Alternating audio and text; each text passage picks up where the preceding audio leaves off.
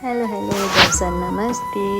आज शनिबार छुट्टीको दिन अनि मेरो मेसिन पनि बिग्रेको थियो अनि बिहान पूजा गरिओरी अनि खानासाना पकाएर अनि म चाहिँ लुगा धुन बसेँ। लुगा धोइओरी मैले खाना खाँदा चाहिँ मेरो लगभग 11:30 भइसकेको थियो अनि खाना खाइओरी अनि मेरो रुम चाहिँ एकदम पुरो थियो।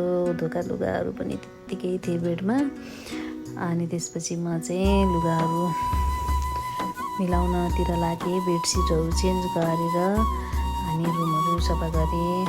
अनि त्यसपछि मैले त्यो पटाउनु बाँकी रहेको लुगाहरू पटाइओरी अनि मेरो रुम चाहिँ यस्तो भयो। अनि छोरीले चाहिँ मामु बदाम खान जान्न, आज बदाम घाम लाग्छ भन्यो। अनि त्यो हुन्छ त नि भनेर मामु र छोरी बदाम लिएर आएर खायो।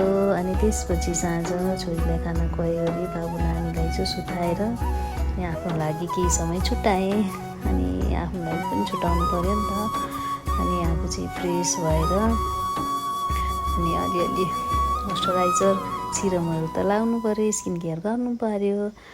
अनि म सुतेँ। Thank you for watching, bye by.